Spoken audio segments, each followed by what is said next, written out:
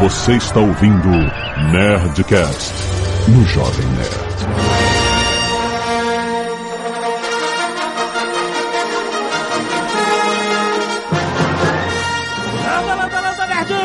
Aqui é Alexandre Antônio, Jovem Nerd. Eu sou o Star Wars e Star Wars sou eu. Aqui é Carlos Voltor, eu tenho um bom pressentimento sobre isso. Ah, boa. Aqui é Eduardo Spor e estamos de volta aí, né? Vamos ver o que sai desse papo aí, anos luz depois. Que entrada é essa, cara? Que saiu? É. Oi, aqui é André Gordillo e como diria C3PO, lá vamos nós de novo. Não, como é que ele fala em original? Oh my, achoo, here we go again. Aqui é Azaghal e a gente já pode usar a frase do filme novo? Já pode, ué. I will fulfill my destiny. Muito bem, nerds, estamos aqui, meu Deus, a gente não aguenta mais, você não aguenta mais, ninguém aguenta mais esperar por Star Wars, o Despertar da Força. E pra isso, pra preparar os nossos espíritos, pra preparar a nova geração, que tem a galera que nunca viu. Quantos filmes são? Como é que eu começo? A galera pergunta isso, cara. Nós vamos falar por que existe esse hype todo em cima de Star Wars, por que Star Wars é tão importante, tão significativo pra tanta gente, pra cultura pop, pra cultura nerd. O que aconteceu no mundo? Qual foi a revolução de Star Wars que transformou uma geração, aliás, mais de uma geração inteira em nerds, eu poderia dizer, pelo menos no meu caso. Vamos falar sobre isso, tudo isso e muito mais depois de vem. Como é que a gente começa? Eu acho que a gente tem que dar alguns números pras pessoas. 12. 12, 27. Colt 45, a cerveja do Lando Calrissian. Eu queria dizer o seguinte, até Star Wars estrear, existia um filme que era o imbatível das bilheterias. Até um pouco antes, né? Não sei se o Tubarão entrou nessa. Mas hoje o Tubarão, o grande hit, tipo assim, caraca, esse filme foi foda, fez uma bilheteria inacreditável, um sucesso retumbante, era Planeta dos Macacos, certo? Era isso que o George Lucas falava que ele queria. Ele queria fazer um sucesso no Planeta dos Macacos. É um macaco de imitação.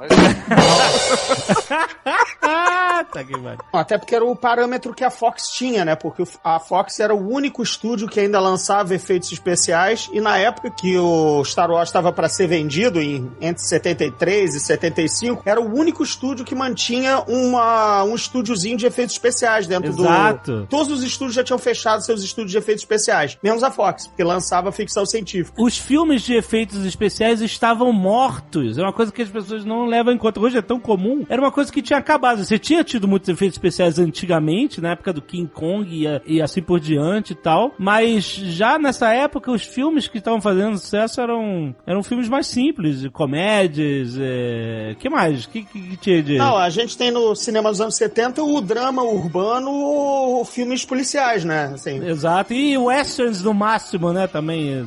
Todos os Homens do Presidente, Um Dia de Cão, Operação França, isso é tudo anos 70 sem efeito, né? Assim, sem o que a gente conhece, com maquete, nave, essas porra. E aí chega o George Lucas com esse projeto de um filme completamente louco, com efeitos especiais mil e sei lá como é que vão fazer isso, essa space opera, que pouca gente entendia como lidar com isso, né? E aí ele conseguiu, né? Ele teve um padrinho na Fox. É o Alan Ladd, isso. É o Alan Ladd Jr. Esse cara, se não tivesse esse cara, não tinha Star Wars, cara. E sabe quem é esse cara? Quem sabe quem é esse cara? Quem é esse cara?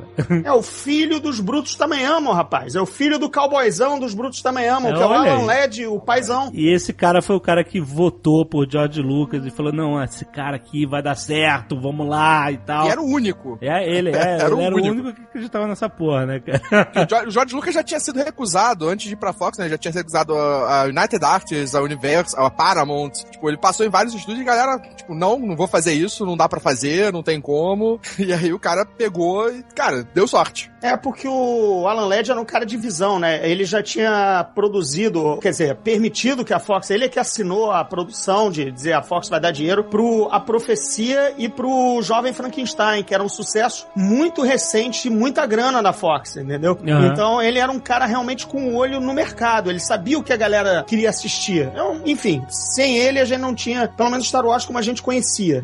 Com certeza, é verdade. Mas aí a gente teve o grande sucesso de Tubarão. Tubarão estreou em 75 e esse foi realmente o primeiro, que a gente pode considerar o primeiro blockbuster da era do cinema moderno. Blockbuster por quê? Porque o arrasa quarteirão, as filas na porta do cinema fazendo curva no quarteirão, né? Era esse que é a origem do termo, né? E foi um hit inacreditável, cara. As pessoas, Tubarão, foda. Steven Spielberg também, não era à toa. Foi graças a Tubarão que a gente tem outra parte importante de Star Wars, que é a música. Porque o George Lucas tinha essa ideia fixa de fazer uma space opera com música clássica. Ele vou pegar os, sabe, trazer aqui o... Eu quero fazer o que fizeram em 2001. Ele tinha as grandes sinfonias como base, e 2001 obviamente deve ter sido a grande influência. E aí que o George Lucas e o Spielberg se conheciam e eles estavam conversando sobre isso, e ele falando que ele queria trazer as sinfonias clássicas pro Star Wars, e o Spielberg falou, não, olha, eu conheço o cara que trabalha comigo no Tubarão, John Williams, ele é foda, tipo, liga pra ele. Liga pra ele que ele é bom. E cara...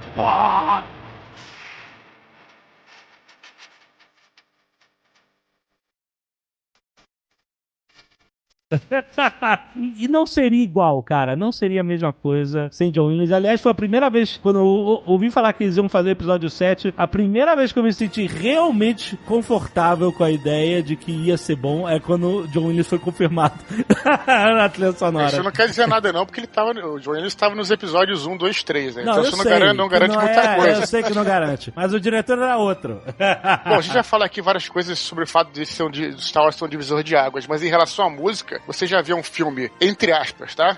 De ficção científica, entre aspas, porque assim que era vendido no início, e é uma música totalmente diferente dos filmes clássicos de ficção científica, que eram aquela música sci-fi, tem aquela música meio robótica, robô, coisa assim. Então, pra começar, falando de música, isso já foi uma revolução nos filmes de espaço, por assim dizer, né? Mas, na verdade, enquanto o Spielberg não tinha apresentado o John Williams, o Lucas, ele fez uma trilha temporária pro filme, né? Pra dar aquela animada na edição, pra saber o ritmo e tudo mais. E essa trilha continha uns trechos bem sinistros daquela composição Marte, o Portador da Guerra, que é de um compositor inglês, Gustav Holst. Espera aí que a sonoplastia coloque pra gente ouvir. E, cara, o John Williams roubou tanto, chupou tanto desse Marte, o Portador da Guerra, que, cara, merecia um processinho, entendeu? Assim, se a sonoplastia colocar, vocês vão colocar, porque é só bater o ouvido e dizer assim, meu irmão, tem certeza? É essa tua cara de pau mesmo? Sabe, tipo... Você tá falando da trilha original? Do não, tema a trilha original? Temporária. Quando ele editou o filme, ele colocou essa trilha pra primeiro demonstrar o que ele queria pro futuro compositor, que no caso acabou sendo o John Williams. E também pra sentir o ritmo das cenas, entendeu? Né? Pra dar aquela, enfim, o andamento, entendeu? Enfim, pra se inspirar também. Mas será que a culpa não foi do Lucas ou Godinho? Porque sabe que cliente é foda, né? Quem trabalha em agência de publicidade, não, eu quero isso, eu quero igual isso. Não, então tem que fazer assim, isso acontece direto, né? Olha, segundo o Lucas aqui, até no livro, no Como Star Wars Conquistou o Universo, que eu traduzi, quando ele falou com o John Williams, ele pediu que a trilha contivesse tambores de guerra ecoando nos céus. Essa era a ideia dele, entendeu? Tipo, bombardeio de Londres, sabe? Aquela coisa, filme de aviação da Segunda Guerra, entendeu? Que era uma parada que ele, inclusive, gostava de ver pra cacete, né? Sim, ele editou, cara. As próprias cenas das naves é inspirado nas batalhas da Segunda Guerra. Ele tem um material de 25 horas de cena de filme de guerra, de dogfight, né? De combate aéreo, que ele editou. São tiradas de Tora, Labaredas do Inferno, Inferno nos Céus, todos esses clássicos dos anos 50, 60 de guerra. Ele pegou só esse material bruto e fez, cara, 25 horas pra mostrar pra galera dos efeitos especiais, que era isso que ele queria. Tanto é que é só colocar lado a lado a cena de filme, cara. O YouTube tem esse comparativo e, cara, assim, de novo, é um processinho, entendeu? Cara, é porque é aquela prova que o Star Wars é um grande amálgama de tudo que você tinha visto, só que você nunca tinha visto daquela maneira. Sim. Meio que por aí, entendeu? É muito o que Tarantino faz, né, cara? Puta, eu pensei no desgraçado exatamente agora, cara. I have you now. voltando nos números, só pra comparar, Planeta dos Macacos, o grande sucesso, tinha feito mais ou menos 30 milhões de dólares na época. Sem correção pra inflação. Sem correção de inflação. E Star Wars veio em 77 e fez mais de 300 milhões na época. Isso não só rompeu a barreira dos 100 milhões, que era essa coisa perseguida. Jogou ela no lixo. Mas, cara, deixou ela longe, cara. Era, tipo assim, foi um evento de sucesso sem precedentes no cinema. E que é um número assustador pela sua pequeneza. Star Wars estreou em 32 salas, amigo. Menos que filme nacional de ator da Globo que tá engavetado há 5 anos, entendeu? 32 salas. Completamente desacreditado. Era uma loucura, cara. Aliás, o filme tinha sido adiado, né? Ele era pra estrear no Natal de 76. Isso, exatamente. E aí, então, os caras tinham problema de tudo. De grana, de orçamento, de prazos, de tudo dando errado. E o George Lucas teve que chorar lá o adiamento do filme pra maio de 77. E a Fox acreditava tão pouco que o mesmo trailer do Natal é o mesmo da estreia em maio, entendeu? Ele só trocou o Christmas for Summer, entendeu? E olha lá. E mais um número pra dar um susto, Ameaça Fantasma, que era a grande espera, né? A retomada da saga. Oh, meu Deus, estreou em 7.700 salas. Nossa. Veja a disparidade. E, cara, na boa, o Despertar da Força vai pra umas 9.000, não tenha a menor dúvida, entendeu? Até a própria estreia do Star Wars, tipo, foram poucas salas, mas praticamente bateu o recorde só nessas pequenas salas. Teve, acho que o Teatro Chinês lá em Los Angeles, ele bateu o recorde de bilheteria no final de semana de estreia de Star Wars. Foi sim.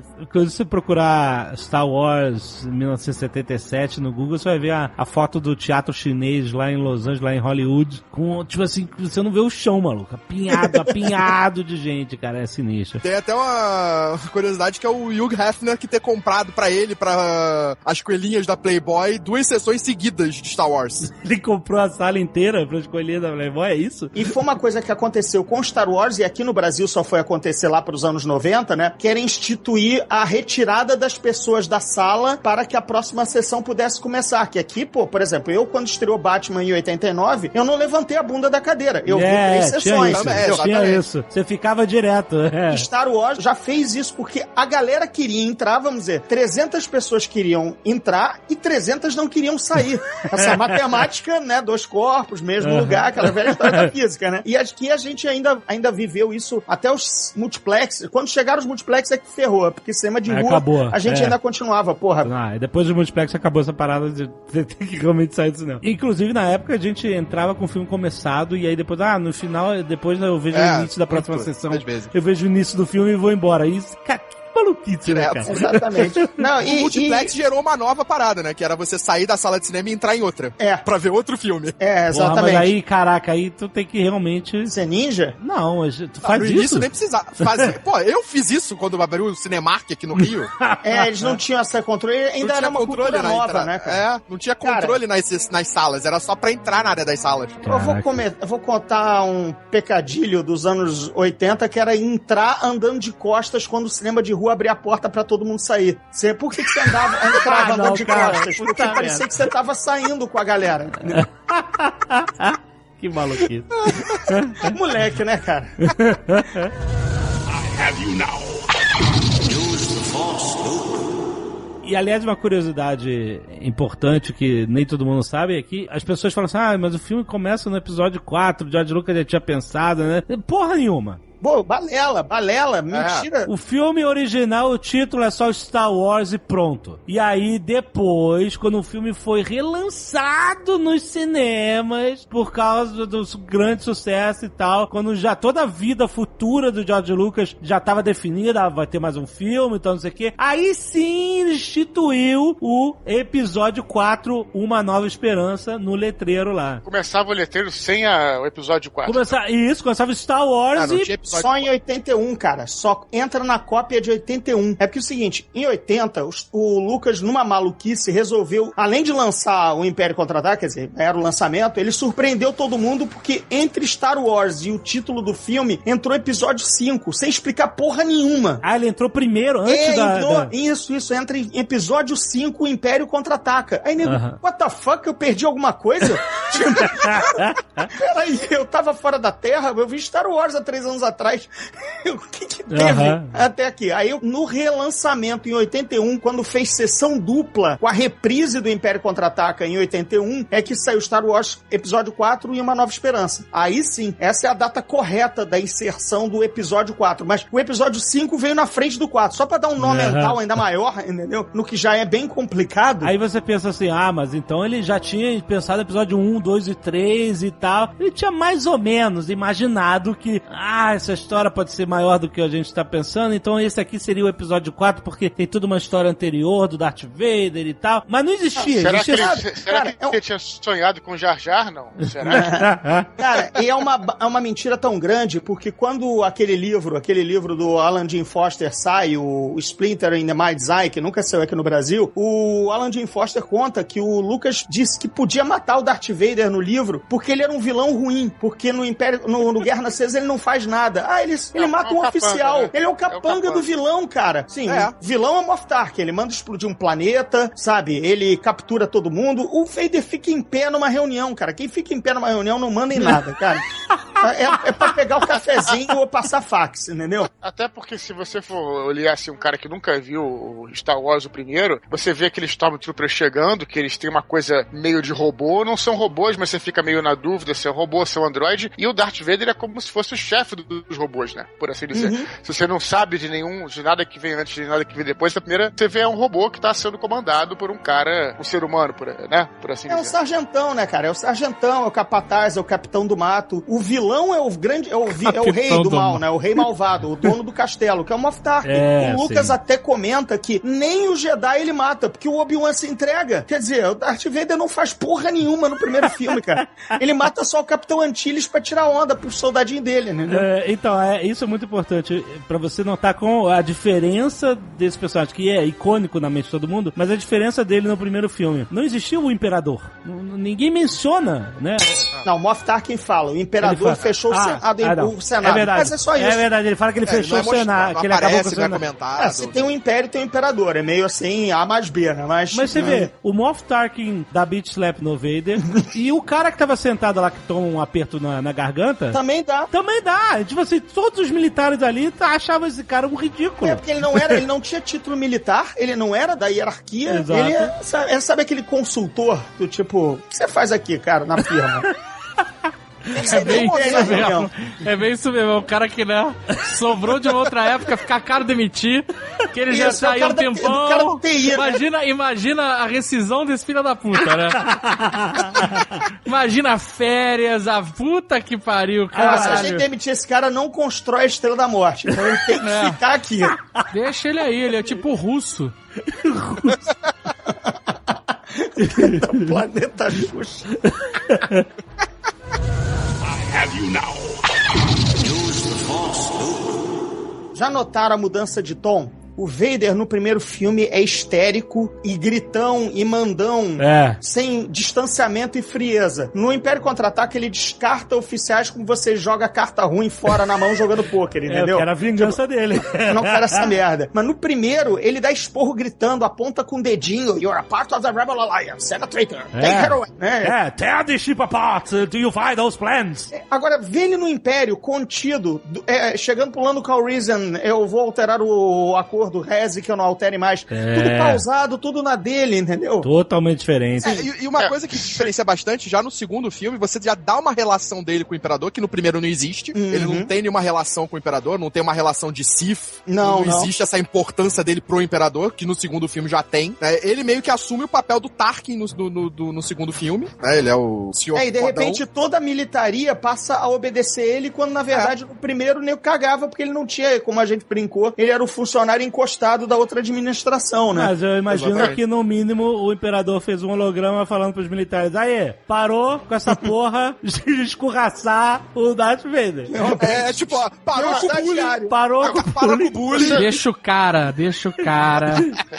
Você também pode entender que essa situação, esse comportamento dele, talvez tivesse ligado ao Moff Tarkin. Talvez o Moff Tarkin... Talvez não. O Moff Tarkin era quem controlava ele. No momento que o Moff Tarkin morre, ele ganha outro status dentro do Império. Você pode entender isso também, né? Sim, pode. Se você não entender, claro, que agora a gente sabe que não era bem isso, né? O Lucas não tinha pensado nisso. Mas levando em conta tudo, talvez você pode entender dessa forma, né? Por isso que, sem querer entrar nos episódios 1, 2, 3, mas eu acho que o Lucas perdeu uma ótima oportunidade de falar da relação dele anteriormente com o Moff Tarkin, né? Mas isso a gente fala mais pra frente aí. Tu pode notar que uma coisa assim que a Leia diz, né? Eu reconheci você, o senhor, né? Porque se refere ao Moff Tarkin, eu reconheci o senhor segurando a coleira do Vader. Isso. Gente, coleira, cara. Ele é um mastim, ele é o pitbull, né, cara? Exatamente. Você pode até relacionar o Vader a mais ou menos o que é o Darth Maul no episódio 1. Darth Maul não faz porra nenhuma, ele é um ótimo vilão, mas que tá ali só pra ele é só ser o pau mandado. É só o pau mandado. Ele dá sorte que ele sofre a pior investigação da galáxia, né? Porque o Conselho Jedi é assim, vão lá e investiguem os Sith, que a gente não encontra há dezenas de séculos. Aí os dois, o Qui-Gon e o Obi-Wan, olha o Sith ali, vamos comer de porrada, matou. E aí, você perguntou alguma coisa? Não. Perguntou o nome do NPC? Não. A classe, nem o item mágico, não, nada. Vaporizei, cara. E não temos nem mais o corpo dele pra poder ver se ele tem documento, carteira. Nada, Raise Dead, nada, porra nenhuma. E se você levar em conta o universo expandido, nem morrer, ele morreu, né? Não, e se você for considerar, assim, algumas histórias da Gênesis, se você for pegar, por exemplo, aquele audiodrama que foi feito pro rádio, que foi baseado muito nos primeiros escritos do Lucas, inclusive no livro que ele lançou, o Gordinho vai poder me corrigir se eu estiver errado, existe outro cara, outro oficial, que eu esqueci o nome, obviamente, que não é nem o Moff Tarkin, é o cara mais foda que o Vader, é um cara que quer se casar com a Princesa Leia, então ele fecha a nave na nave dela e tal, e depois que manda pro Vader como se o cara fosse mesmo um capataz, mesmo um sargentão, como vocês falaram. Então, quer dizer, o Vader é o último, quase da linha, né, de sucessão, por assim dizer. E acho que nesse radiodrama também pelo menos no Retorno de Jedi, eu não sei em qual, eles utilizam aquela frase do roteiro do Obi-Wan dizendo que o tio Lars era irmão dele. Eu deixei o Luke com meu irmão, quer dizer, relaciona-se o tio Owen com... Sendo irmão do Obi-Wan. Irmão do Obi-Wan. O que era natural, né? O cara voltou pro planeta natal. Faria sentido. Deixou com o irmão que era casado e não tinha filhos, entendeu? Era mais ou menos o natural, enfim. E tem as teorias aí que também dizem que o Owen não queria falar com o Obi-Wan porque o Obi-Wan já não era mais o Ben Kenobi. Era o clone do Ben Kenobi. Tu lembra disso, Gordinho? Isso. Essa teoria? Que tanto é que era o Ben Kenobi e o clone era o OB-1, o primeiro clone do Ben Kenobi. O som, caraca, vocês estão rindo, mas isso é sério, cara. Essas eram as teorias sérias que rolavam. Caraca. Quem voltou foi o clone. Por isso que o cara tava afastado. Porque na época, as guerras clônicas não era pra ser exatamente o que foi. Aliás, não era pra ser nada do que foi no episódio 2. Era uma outra ideia que o Lucas também não tinha muita ideia do que era. É mencionado que o Obi-Wan serviu ao pai da Princesa Leia, né? O pai nas guerras clônicas. Nas guerras clônicas. Mas só isso que se fala. Cara, dá pano pra manga essas histórias que ficaram pelo meio do caminho ou que o Lucas depois mudou. O que é natural na gênese de uma história, né? Claro. Isso é normal. Eu não culpo. Eu culpo o hype dele ficar inventando, dizendo que tinha tudo na cabeça e que dividiu a história. Não, cara, assume. Eu fui fazendo as I go along, entendeu? Não, e muita coisa do que tem nos filmes, pelo menos nos primeiros, você pega que teve coisas que ele queria colocar que não foram permitidas, que foram modificadas pelo estúdio. Ele não tinha tanta liberdade pra fazer episódio 4, 5 e 6 como ele teve depois. O 4, então... quer dizer, né? O 5 e 6 já tinha liberdade. Você quer dizer o 4, né? Mais o 4. Mas o 5 e 6 também nem tanta liberdade como ele teve depois. A perseguição de asteroides estava no roteiro original do primeiro filme, mas ficava caro pra fazer. Alderaan era o planeta prisão pra onde a Leia ia ser levada e depois ia ser levada pra Estrela da Morte. E aí, é claro, a gente também que entende de roteiro, vê que tem locais em excesso pra uma coisa só, né? Se ela tem que ser levada pra um planeta prisão e depois deslocada pra Estrela da Morte, leva logo pra Estrela da Morte, entendeu? Isso. É menos um local. Então ganha 15 minutos de filme filme nessa, né? Isso, e gasta 1,5 milhão de efeitos a menos na época, entendeu? E aí Alderaan é só falado e é só apenas uma maquete de uma bolinha no espaço que explode, entendeu? Então saiu mais barato. A Cidade das Nuvens era também parte de Alderaan, né? Alderaan seria um planeta com cidades flutuantes, e aí o planeta prisão, na verdade essa prisão flutuante em Alderaan é que virou a Cidade das Nuvens. Quer dizer, as coisas vão sendo reaproveitadas, ideias e desenhos, esboços e até maquete, quando o dinheiro pintou lá na frente, né? Pro segundo filme. Assim, até na escola de George Lucas de mudar as coisas de filme, a perseguição dos carrinhos de mina no Indiana Jones, O Templo da Perdição, estava no roteiro do primeiro filme, Caçadores da Arca Perdida, e isso também ficou caro e eles fez depois em outro filme. Agora, por favor, André, diga. Destrua o conceito do uniforme dos Jedi, por favor. O que é Não, aquela minha teoria... Se você apaixonar por Star Wars desde criança, episódio 1, 2 e 3, se prepara pra ter parte da sua infância destruída. Não, antes eu vou dizer que essa coisa do André não é teoria, não. É lucidez. É a coisa mais óbvia do mundo. Prepare-se. Vamos lá, amigo. Uniforme do Jedi com aquele hobby que todo mundo conhece, marronzão, kimono, areia e tudo mais. Aquilo não é o uniforme dos Jedi, amigo. Aquilo é o uniforme do morador de Tatooine. Pô, é só pegar o Tio Owen. O Tio Owen é Jedi. E ele é essa mesma roupa, amigo. O Obi-Wan estava no planeta que é desértico e se veste que nem o beduíno. É a roupa de beduíno dos caras. Se o Obi-Wan tivesse levado o Luke pro interior do México, ele tava usando um sombreiro. E não é por isso que os Jedi usam sombreiro, entendeu, amigo? O próprio Luke só usa o capuz preto quando tá em Tatooine por causa das tempestades de areia, né? Exatamente. Pô, porque ele tá com aquele mesmo kimono branco do tio e do Obi-Wan. Então o Luke já era Jedi? Não, amigo, aquela é a roupa local, que nem, sei lá, escocês usa kilt e o mexicano de novo com o sombreiro, o russo com aquele chapéu de pele, entendeu? E a gente aqui com chinelo havaiana, sem marcos, um chinelo de dedo, entendeu? E tudo mais, cara. Porra, porque é o uniforme do cara. É o uniforme local, é a roupa padrão, roupa cultural. Aliás, que sentido faria o Obi-Wan ir pro deserto se disfarçar e continuar usando a roupa de Jedi? Exato. Ele tava escondido como um Jedi. Eu estou me escondendo aqui como um Jedi, mas eu não sou um Jedi.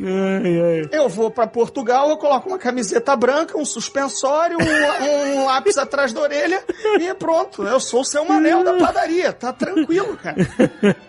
Pois é, mano. Você vê como mudam os conceitos, né? Acabou que a imagem do Obi-Wan com esse hobby... Como Jedizão, né? Ficou tão forte que fazia mais sentido ele transformar aquilo na imagem de todos os Jedi anteriormente. Aí, por exemplo, quando você até vê as evoluções da roupa do Anakin como já indo pra Vader, que é uma coisa mais de couro e com mais uns apliques e tudo mais, pô, já você vê que dali já tá mais maneiro, entendeu? Já tá menos roupão do morador do deserto, entendeu? Sim.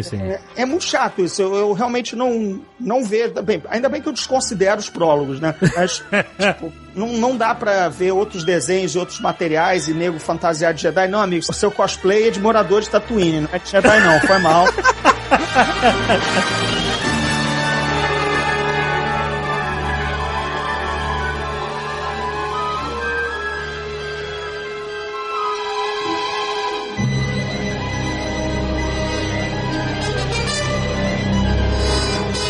Eu sei que Star Wars esteve na Comic Con de San Diego em 76, antes do filme estrear, mas eu acho que era... Antes da Comic Con ser a Comic Con, né?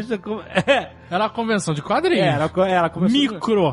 Começou que você chegava no dia, tinha hotel, tinha entrada, tinha tudo. Tinha tudo, exatamente.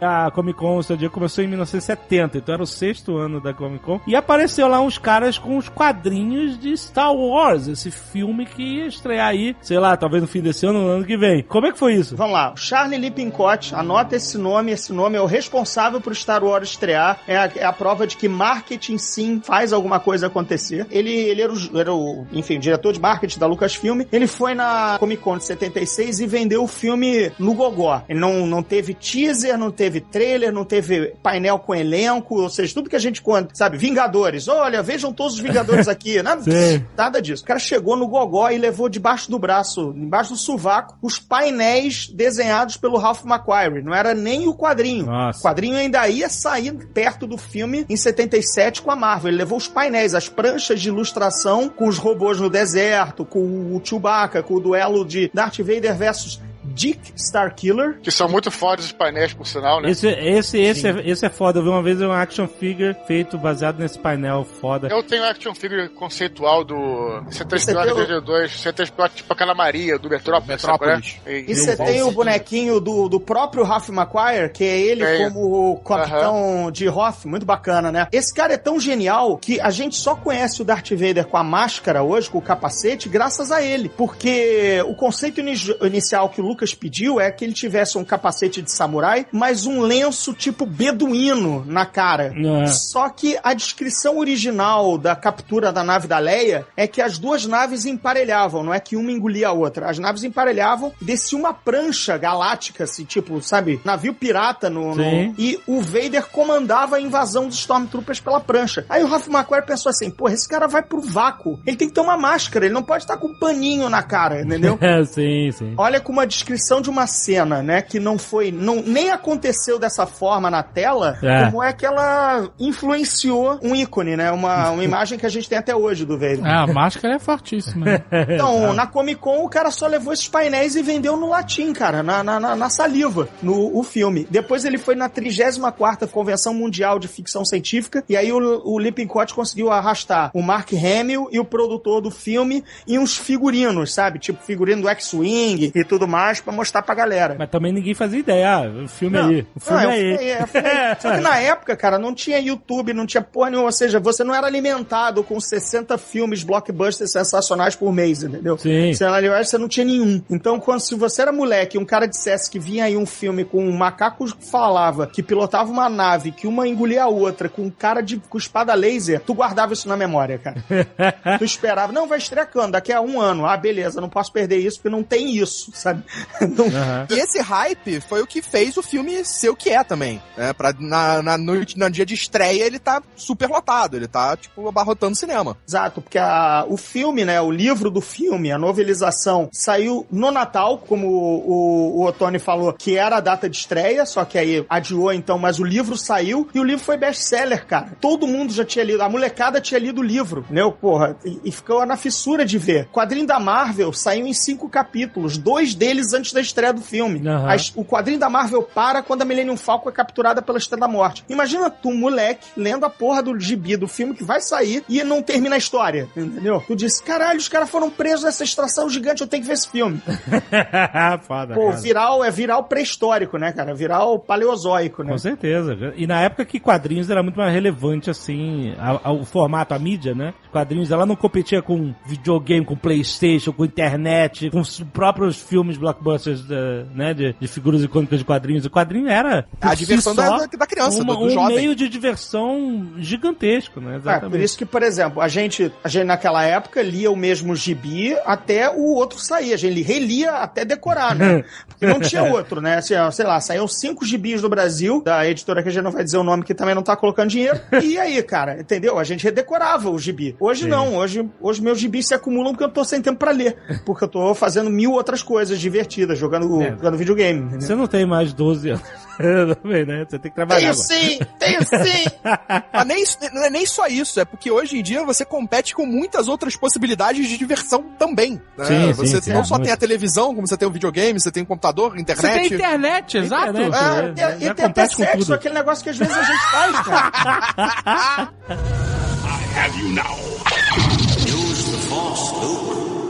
Fora isso, depois da explosão, a gente ainda teve uma outra revolução, não só do filme que é capaz de levar milhões e milhões de pessoas à sala de cinema, mas nós tivemos a revolução do merchandising. Rapaz, uma coisa que também era altamente subestimada, cara, um produto licenciado dessa marca, dessa propriedade intelectual que explodiu, cara. E a gente já comentou até no Nerd Office que o George Lucas, uma grande jogada de mestre dele, foi pedir todos os direitos sobre sobre o merchandising de Star Wars. A Fox não metia a mão, ele ganhava muito menos grana do que ele ganharia em troca desses direitos. A Fox, ótimo, vou economizar uma grana aqui e tal. E foi aí que a grande fortuna de George Lucas floresceu, cara. Vale agora uma pequena correção, que é essa lenda urbana, o livro do Como Star Wars Conquistou o Universo dá uma desmistificada. Na verdade, essa negociação não foi tão rápida quanto a gente imaginava. A Fox levou 2 anos negociando isso, tá? Os direitos de continuação ficaram com o Lucas desde que ele realizasse uma sequência dali a 2 anos. E os direitos de continuação? Calma. Agora, e o merchandising ficaria a cargo de ambas as partes. Ou seja, a Lucasfilm podia lançar, a Fox também podia. O problema, a Fox fez o básico, pensou dentro da caixinha, pensou marketing de filme como se fazia sempre. Ela imprimiu cartaz e camiseta, vendeu camiseta e vendeu boné e vendeu broche. O Lucas levou o licenciamento para brinquedo, coisa que nenhum estúdio fazia. Então a Fox também podia ter feito isso, os direitos também eram dela. Mas por que não fez depois? Porque aí, cara, já estava licenciado, fechado. Quem fechou primeiro, fechou com exclusividade, entendeu? A Lucasfilm fechou com exclusividade com a finada Kenner, né, que chegou a vender $200 milhões em boneco. Nossa, caraca. O que hoje não é nada, né? Não, mas corrigido, porra. Porque a própria Kenner, agora Hasbro, pagou $400 milhões pra ter os bonecos do episódio 1. Veja as diferenças de grana, né? Absurdo, né? Uma vendeu 200 milhões, a mesma firma vendeu 200 milhões em bonecos em 77 e depois em 99 pagou 400 pelo direito, ou seja, pra vender provavelmente 3 vezes, né? Porque se ninguém coloca 400 pra ganhar só 800, né? Exato. Então, deve ter ganho muito mais. Não, foi pelo bilhão, então. Então, esse o lance. Essa desmistificada, esse livro é muito bom porque ele quebra várias coisas, que ele pegou os contratos, entendeu? Ele não só repetiu de orelhada essa lenda urbana. O jornalista foi lá e pesquisou esses contratos, entendeu? Maneiro. Mas é justo dizer que a Fox papou uma mosca gigantesca, porque só lançou camiseta. Podia licenciar, lançou chinelo e camiseta. E o Lucas foi vender boneco, foi vender caixa de cereal, foi vender tudo. Foi vender aquela parte que nenhum estúdio pensava. Exato. Esse é o pulo do gato do Lucas. Ambos têm o mesmo produto pra vender. A Lucasfilm e a Fox. A Fox fez o de sempre. Mas, inclusive, tem uma história que é verdadeira mesmo, que é a falta, né, de brinquedos pro Natal de 77, né? Vendeu-se tudo e a demanda era muito alta e as pessoas queriam comprar e não tinha, a fornecedora ainda estava fazendo, né, a reposição e tal, e eles começaram a vender as caixas vazias e vales bonecos. O cara inventou a pré-venda, cara! Que cacete, gênio, né? Cara! E as pessoas querem comprar, não tem pra vender, eu não vou ficar aqui sentado esperando, não, vou vender, cara. Sabe, imagina pro Réveillon vender casco vazio de champanhe. Não, calma aí que você vai ter champanhe no Réveillon, entendeu? Exatamente, cara. Caraca, sensacional, cara, muito maneiro. E aí o resto é história mesmo, cara. Quer dizer, tem determinadas coisas que a gente olha hoje, né, olha à luz do que a gente tem de marketing, né, à luz dos 60 blockbusters do ano, né, cada uma semana tentando superar o outro e uma enxurrada de lixo que encalha, né? O quanto isso parece alienígena, né, cara? Parece que eles estavam inventando a pedra, né? Exato. A roda, a pedra, estavam inventando fogo, estavam fazendo tudo, né? Com certeza, puta, muito foda. I have you now. Use the Force, Luke. Outro marco fantástico de Star Wars no mundo do cinema foi, obviamente, os efeitos especiais. Lembrando que a Industrial Light and Magic, que é hoje, se não é a maior, é uma das maiores companhias de efeitos especiais do mundo, ela foi fundada em maio de 1975 para Star Wars, né? Foi sob a asa da Lucasfilm. E isso porque você mencionou que a Fox era a única que ainda trabalhava com efeitos especiais. E o estúdio fechou. E fechou antes da produção. Exato. O estúdio in-house, né? Exatamente. E ele não tinha ninguém pra trabalhar. Então o cara fundou a própria companhia de efeitos especiais com um monte de universitários, a galera que trabalhava com comercial. Eu vou fundar minha própria companhia de efeitos especiais com jogos e prostitutas. Mas ele pegou, eu não lembro agora o nome do cara, o cara que fez um dos dos caras que trabalhou em 2001.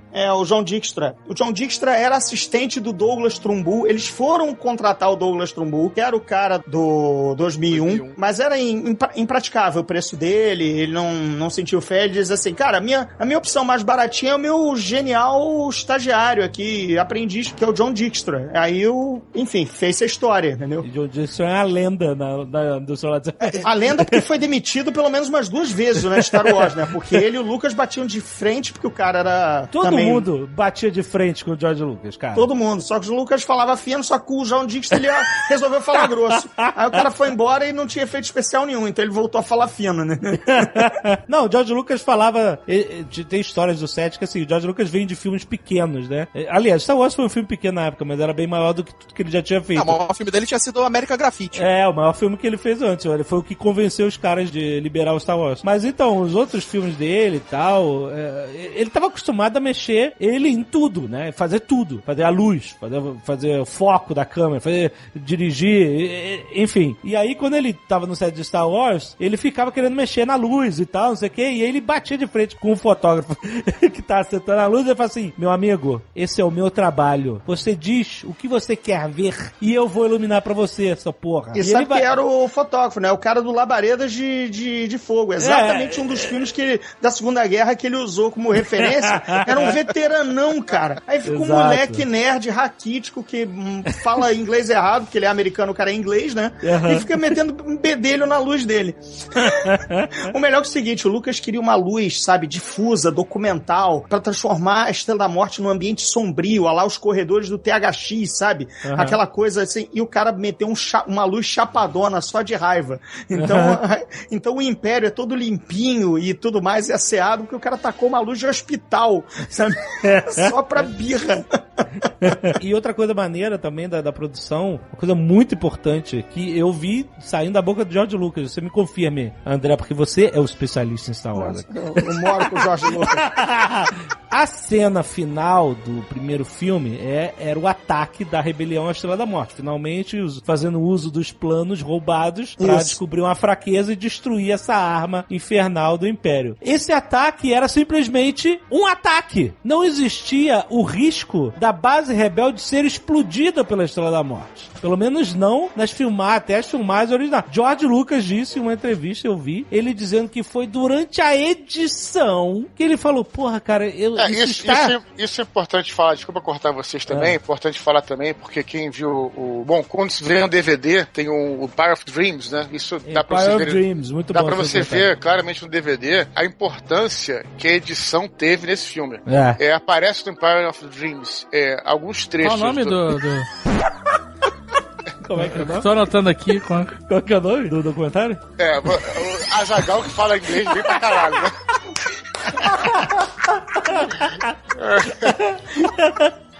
Vamos no popular Império dos Sonhos. Império dos Sonhos, Empire of Dreams. Dreams.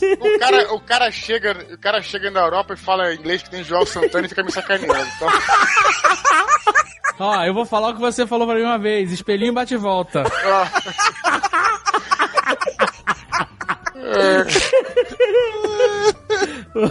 Então, cara, se você vê alguns trechos do Star Wars, ele te lembra muito daqueles filmes antigos do Flash Gordon. Era uma coisa, assim, muito diferente do que veio a ser o Star Wars que a gente conhece.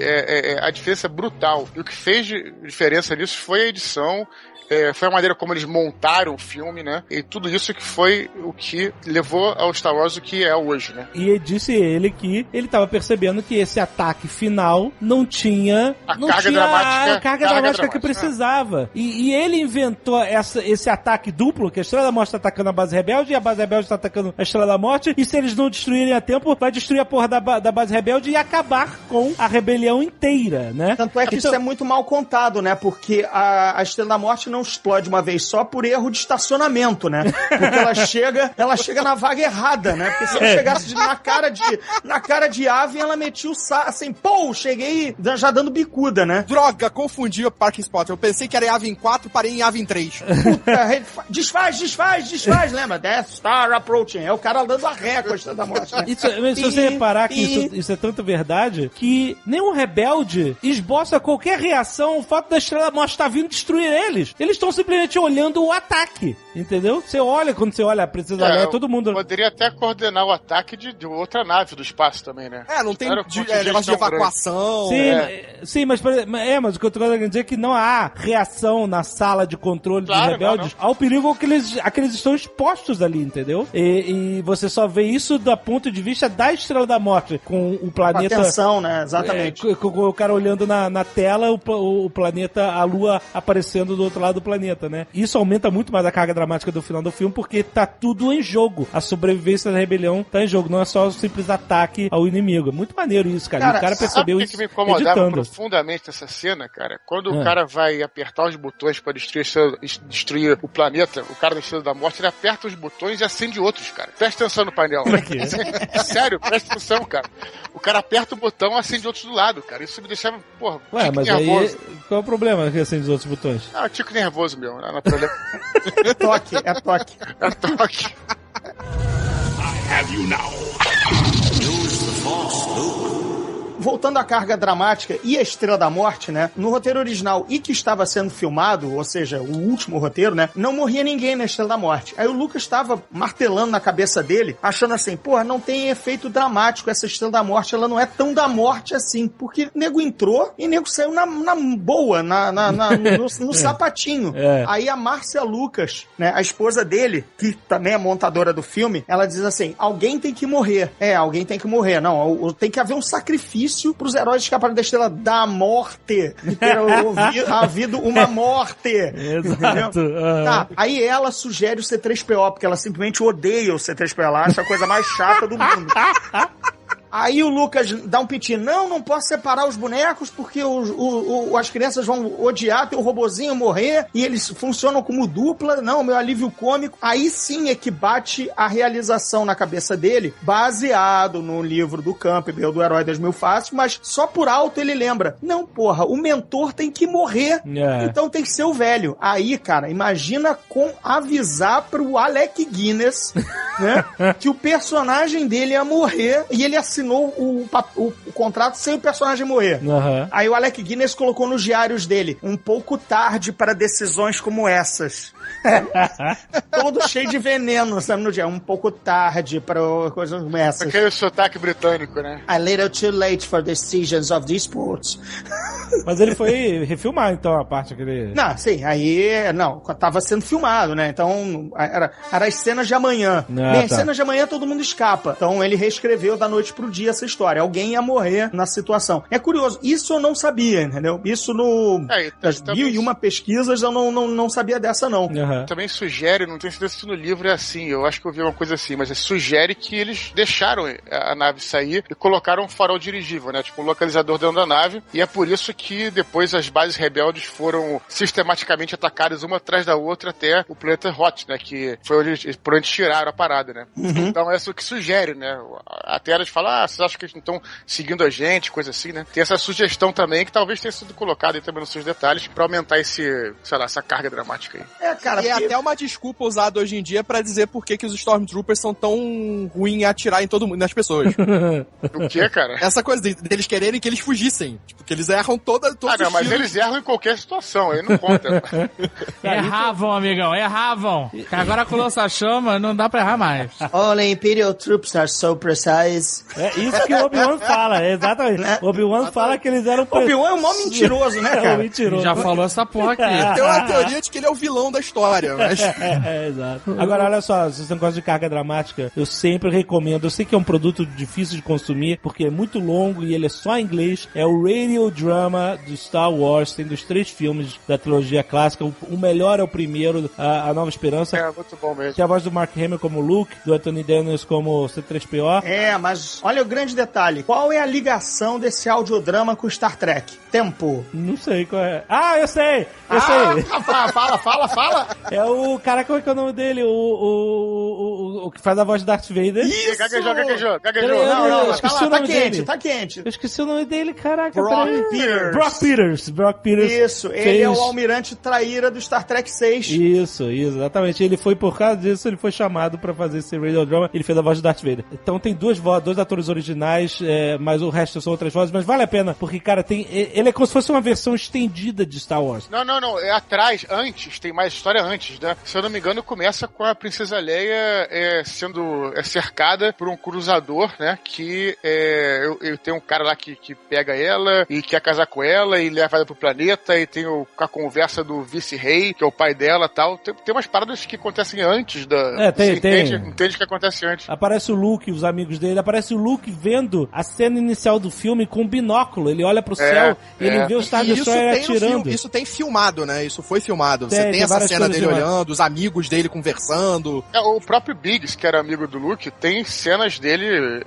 Você até encontra no YouTube, inclusive. A cena mais dramática, cara, que é muito sinistra, que tem nesse audiodrama, é uma cena que é cortada no filme, obviamente por causa de ritmo e tal, que é quando a Leia tá presa e aí o Darth Vader entra com um robozinho cheio de instrumentos de tortura e uma seringa e um negócio, né, super ameaçador, e o Vader fala, agora nós vamos discutir a localização da base rebelde. E aí fecha a porta e muda de cena, ou seja, você sabe que vai acontecer ali um interrogatório. E tem essa cena inteira do interrogatório nesse radiodrama, e o que o Darth Vader faz com a Leia é sinistro, cara. Ele usa a combinação das drogas ali que são injetadas dela com o poder de influência da força dele. Ele faz ela acreditar que o corpo dela tá em chamas, cara. Ele chega a isso, cara. Sim. Ele fala, seu corpo está em chamas, você não aguenta de dor. E ela, cara, puta, é muito sinistro, cara.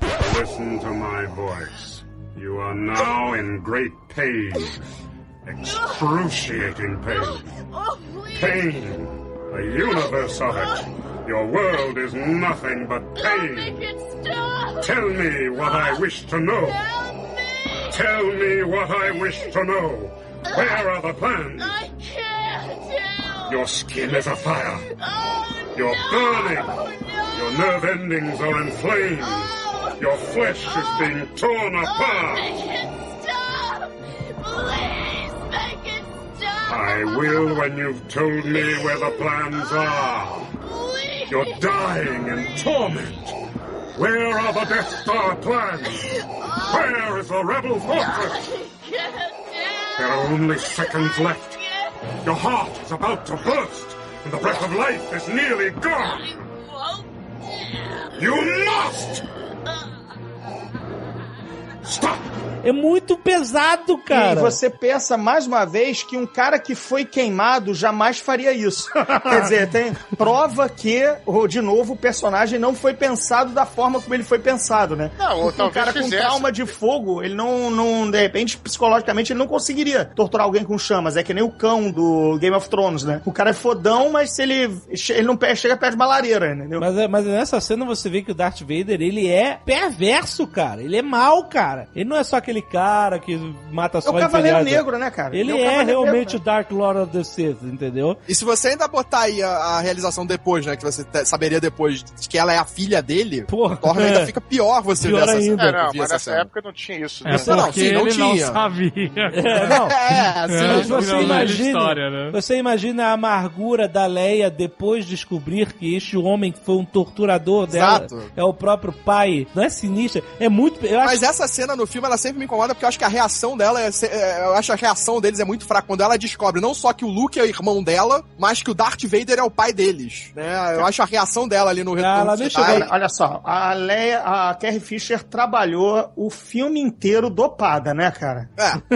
Isso é sabido, né? Ela não tava sabendo nem o que ela tava fazendo ali. Ela tá com uma cara de chapada e muito ruim o filme inteiro, né? Nessa época, ela era muito amiga do John Belushi. Isso. E eles saíam muito e mil drogas e bebedeira e tal, e não sei o que, nessa época. Ela realmente estava assim. Ela fala que dá pra notar isso numa cena no Império Contra-Ataca, em que começa com uma cena vista de fora e ela na janela, e acho que é quando o Han Solo é devolvido a eles, né? E ela tá ela tava virada, mega dopada, mega assim. Ela fala, olha, se você ver essa cena sabendo disso, você vai ver a minha cara como eu tô mal nessa cena. Sabe em Londres com quem ela ia nas festinhas na produção? Porque o João Belushi é amigo dela, mas tava nos Estados Unidos, né?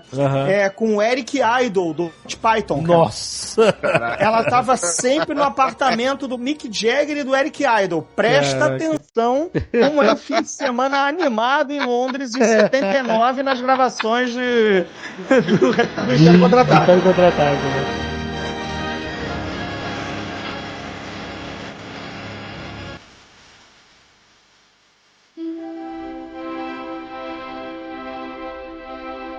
Eu quero falar sobre a filosofia de Star Wars, e quando a gente fala de filosofia de Star Wars, a gente fala de Joseph Campbell, o herói de mil faces, etc. Eduardo gosta bastante, mas o André fala que é caô. A obra dele não é caô. A influência em Star Wars é que ganhou uma proporção que não teve, entendeu? A principal influência de Star Wars é Flash Gordon e acabou. Aí Kurosawa coisas que também estão no Kurosawa, John Ford, os grandes westerns, os grandes filmes de samurai, é tudo aquilo. E contos de fada, Cavaleiro Negro e tudo mais. Agora, o Campbell foi o cara que, no livro dele, no manual dele, notou que determinadas lendas, né, historicamente, tem o mesmo andamento, né, da jornada, tal da jornada do herói. É a mesma que o Bilbo sofre, que o Luke passa, que o Rei Arthur passa, né, até o Super-Homem também passa, entendeu? Então, basicamente, ele captou isso. Ele é um cara de visão que viu elementos comuns nas lendas. E agora, esse livro, O Herói das Mil Faces, o Lucas só foi ter contato com o livro, contato real, de lê-lo, no final da produção de Star Wars, no meio pro final. Então, ele não leu primeiro isso e norteou a saga. Não, ele, quando ele tava aparando a parte final do roteiro, por acaso ele leu um livro que o ajudou aqui e ali, entendeu? Mas depois, tanto é que o Lucas só vai conhecer pessoalmente o Joseph Campbell em 1983, 84, depois da estreia do Retorno de Jedi. Aí é que começou a máquina do hype da Lucasfilm de dar um verniz intelectual mais denso à saga e ao trabalho do Lucas. Mas, pra mim, é caô. Segundo o próprio George Lucas, como é que a gente fala, Zagal? Empire of quê? Você que gosta de falar inglês aí. Eu só conheço o Empire of Business. O George Lucas fala que no primeiro filme ele usou conscientemente algumas etapas do Herói de Mil Faces pra construir o roteiro. Agora, eu acredito mais no Godinho, porque George Lucas já mentiu pra cacete, então se o Godinho falou, tá falado. Mas o Herói de Mil Faces é um livro sobre esse mito da jornada do herói ou não? O Herói de Mil Faces basicamente fala sobre a teoria do Campbell do monomito, que é vários mitos de várias civilizações ao longo do mundo que não têm contato entre si, seguem as mesmas etapas. Então, segundo ele, essas etapas acontecem porque todos nós temos a mesma psicologia, temos os mesmos conflitos, os mesmos medos, passamos pelas mesmas coisas durante a infância, a adolescência, a fase adulta. Então, esses mitos servem para nos nortear. Todos os seres humanos são iguais, né? Então, por isso, esses mitos são parecidos, segundo alguma das teorias dele, né? E nesse livro, o Herói de Mil Faces, ele exemplifica, falando sobre mitos da Indonésia, mitos dos índios brasileiros, mitos da África, que não tem nenhum contato e, no entanto, tem vários pontos em comuns, né? Então é isso mais ou menos que o Lucas, segundo o que ele falou, que também não dá pra confiar 100%, usou esses arquétipos e essas etapas pra, finalmente, né, fazer lá, que a gente chama de ou a jornada do herói ou o monomito, a partir do Luke, né? Partindo da infância, adolescência, até se tornar um piloto, depois um cavaleiro Jedi e por aí vai, né? Mas, tirando essa ideia do livro, mesmo sem o livro, esses mitos já existiam. Ah, sim, claro. Como eu falei, ele é um compilador dessa... Exatamente. Ele notou que várias civilizações, todos os seus mitos sem nenhum contato continental... Ele pode ter visto essa ideia que ele teve de pegar esses exemplos e viu, esse cara tá descrevendo a minha ideia, mais ou menos. Isso é tão verdade que isso somente vem a comprovar o que Campbell tá falando no Herói de Mil Faces. Se o Lucas não tivesse contato nenhum com o livro e, no entanto, construiu o Star Wars segundo aquelas etapas, só vem comprovar a teoria do Campbell, que realmente nós seguimos essas etapas, as histórias universais seguem essas etapas. Então, é por aí, com certeza, Carlos. Foi o que eu abri dizendo, que o Lucas escreveu o que é o basicão, que o Frodo passou, que o Luke passou, que o Rei Arthur passou. Tanto é que quando ele resolve matar o Obi-Wan, naquela anedota que eu contei da história, é que ele levou a mão à testa, porque aí sim ele já tinha lido e disse, claro, é a hora do no mito do mentor morrer e deixar e marcar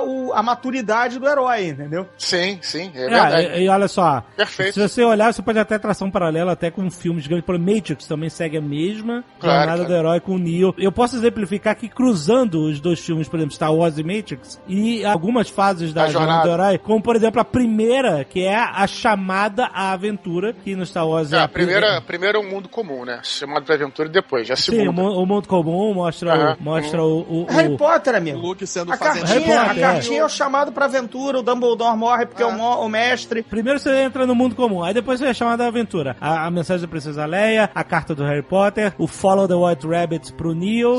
Depois tem a recusa do chamado. Vai falar do Gandalf? Vai deixar de fora? O Gandalf também chama pra aventura, exatamente. Aí tem a recusa da aventura, que é bem literal, no Hobbit, mas o Luke fala, não posso me envolver com isso, eu tenho que ajudar meus tios e tal. O Neo também decide não sair pela janela, né? Ele decide voltar, ele tá na janela fugindo dele.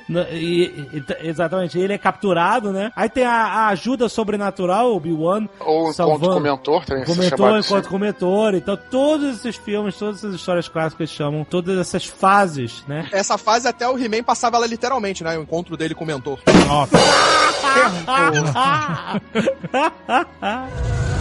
have you now. Use the Force, Luke. Já que você tá falando das fases, só acelerar um pouco, depois tem a travessia do primeiro limiar, que é quando você já encontra que o mentor aceitou, você vai embarcar na aventura, né? E o Campbell falava que essa parte que ele mais gostava do filme, que era a hora que o Luke tá em Mos Eisley, né? Ele tá pronto pra embarcar, né? Ele conhece um mundo novo em Mos Eisley, de figuras que ele nunca tinha visto antes. Ele compara muito isso com a famosa Ilha do Tesouro, do Robert Louis Stevenson também, que é muito parecida, segue esse negócio, que é aquela coisa que você tá embarcando na grande aventura. Você chegou num lugar novo, os marujos estão lá, é o lugar deles e estão embarcando pra jornada quando eles vão, né? Que o Campbell, enfim, só pra dizer que era a parte que ele mais gostava e que tem a ver com tudo isso que a gente tá falando. E ainda tinha um pirata nos dois, né? Você bota claro, no solo. E aí tem o recebimento da arma mágica, né? Vamos lá, varinha do Harry Potter, Excalibur, sabre de luz, né? O item raro, mágico, que é a Sting, entendeu? Todo mundo ganha o seu item mágico, a sua espada, seu foco de poder, né? Muito bom, muito bom. É bem isso mesmo, cara. Mas o Campbell só assiste Star Wars exatamente quando eles se conhecem. O Lucas vai numa convenção de literatura e ficção científica, tá sendo um monte de gente premiada. Eles se encontram pessoalmente, ele leva o Campbell pro Rancho Skywalker e exibe a trilogia e até pergunta pro Campbell, você quer ver um filme por dia? Você vai passar o fim de semana aqui? Aí ele diz assim, não, coloca um atrás do outro, não tem problema não. Vim de fralda. Fralda geriátrica. E ele assiste toda a trilogia numa sentada só, como diz um amigo meu. Eu prefiro ver sem sentar. Mas enfim, o cara vê de uma sentada só e ele assiste a trilogia inteira. E ele falou, é bem isso. Pouco depois... Você leu meu livro, né? Leu meu livro. E o processinho, hein?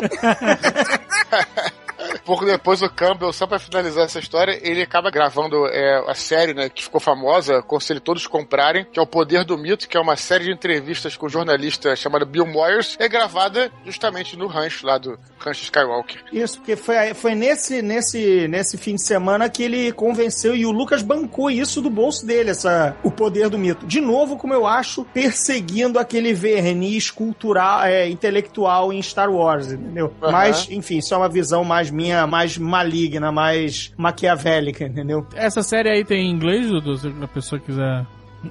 Cara, o Poder do Mito, eu acho que... Como é que é? O nome em inglês mesmo? Tem em inglês do João Santana. I have you now. Use the Force, Luke. Engraçado uma coisa que eu vi uma vez na sua palestra, que o George Lucas não dirigiu o Império Contra-Ataca nem o Retorno de Jedi, né? Ele chamou um ex-professor dele de faculdade, que era o Irving Kershner, pra dirigir o melhor filme de todos até hoje, que é o Império Contra-Ataca, né? O cara deu uma aula, né, cara? Ele não era professor à toa, né? É poético, né? Ele chamou o professor e o professor foi lá e deu uma aula.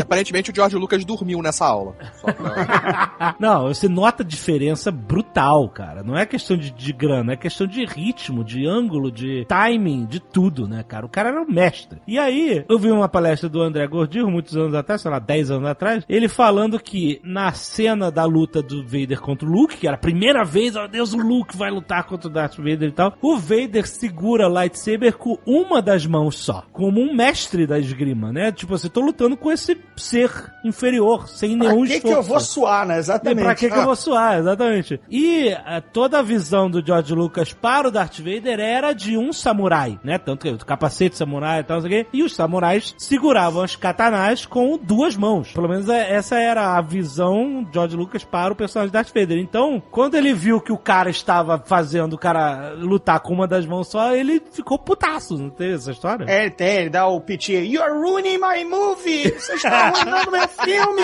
O Vader é um samurai, ele não pode lutar com uma mão só. Quer dizer, é a falta de conexão com o que era o drama da cena, né? Exato. Amigo, aquilo ali, aquela não é uma luta, aquilo ali é uma história sendo contada. Exato. O cara despreza tanto o Luke e ao mesmo tempo quer atraiçoar o Luke pra bater com ódio, que ele apara levemente, entendeu? Pro Luke ficar mais puto e ceder mais rápido ao lado negro, entendeu? Ou seja, tinha drama, tinha narrativa na luta. Exato. E é isso que falta na trilogia nova, cara. É esse drama.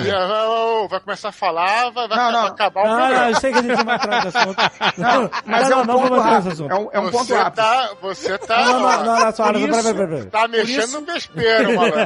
É por isso que, por exemplo, todo mundo fala, ainda assim, a luta do Darth Maul escapa porque ela é altamente cinética e, pô, nenhuma foi tão empolgante, tão bem coreografada. Tá, mas essa cena não conta história nenhuma. Exato. É uma coreografia de luta. Ela é só uma coreografia legal pra caramba de luta, mas ela não conta uma história dramática, cara. Nem é um capanga ruim, mas é o que você falou, não tem nenhuma carga dramática ali. Não, mas é exatamente... Você pode fazer o personagem mais foda esteticamente possível, mas se ele não tiver nada pra contar, ele é só... Exato. É só um esboço, é só um desenho, sabe? E, olha só, por exemplo, é só fazer um grande parâmetro das duas grandes lutas de sabre da série clássica, que é Luke vs Vader, parte 1, parte 2, né? Parte 1, Império Contra-Ataca, Luke todo furioso, vingança contra o Obi-Wan, vingança pelos amigos, ele pau puro, cai dentro e tal coisa, e depois aí o Vader fica tirando o corpo fora pra atrair o Luke, né? Atrair o ódio, né? E no 2, no Retorno de Jedi, o Luke, pelo contrário, só se defende porque quer mostrar que o pai tá errado, né? I will not fight you, né? Ele se desliga o sabre, ele dá pirueta, quer dizer, são histórias contadas no combate, né? Ele se recusa pro Vader, cara, você não vai matar o teu filho, eu não vou lutar com você. E mais do que isso, né? A luta, ela tem curvas dramáticas na própria luta.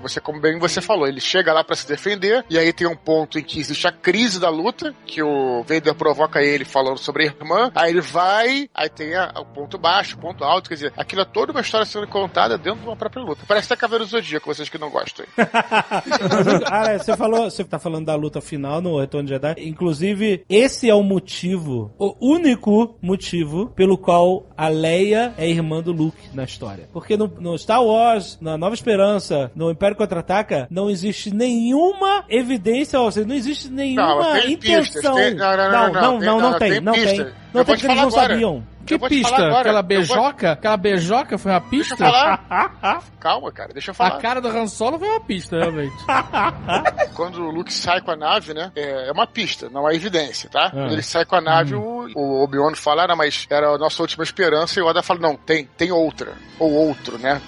There is another. Então mas é uma pista. Uma pista, né? Mas... Não, mas vamos puxar agora por que esse roteiro do Império Contra-Ataca, que isso é uma coisa muito legal de perceber e ninguém muito explora isso. O Império Contra-Ataca teve um roteiro Lego, quer dizer, ele tem peças novas no lugar de peças velhas. Observe, e o Eduardo vai concordar comigo que é o cara bom de roteiro. Presta atenção, assim, o Império Contra-Ataca introduz o Imperador, né? Introduz como já vilão mais presente e tudo mais. Ou seja, o Lucas agora, com um novo vilão apresentado, ele pode matar o Darth Vader em algum momento, que ele já apresentou um novo. O Império Contra-Ataca também... Só complementando com o que você falou, realmente no Império Contra-Ataca o vilão é o Vader. Do primeiro, o vilão é ou Moff Tarkin ou Estrela da Morte. Aí você escolhe, né? Mas o sentido é o mesmo. Aí no 2 ele tem o Vader como vilão, mas ele planta um novo vilão caso no decorrer da saga ele queira matar o Vader por algum momento, ele já deixou um substituto alinhavado, é o Imperador. Mesma coisa, o Alec Guinness morreu no primeiro filme e pode não querer voltar pro segundo. Então eu introduzo um novo mestre Jedi, que é o Yoda. Então se o Alec Guinness não quiser voltar como Obi-Wan ou eu me cansar do fantasma do Obi-Wan, eu tenho agora o Yoda. Aí vamos lá, vamos seguindo. O Han Solo tá dando problema, o Harrison Ford não quer assinar o contrato, então também introduzo um novo personagem de malandro charmoso, o Lando, para ocupar o mesmo papel na trama. Vocês estão notando que ele tá substituindo elementos da narrativa por outros equivalentes, caso ele precisasse de desfazer daqueles, ou seja,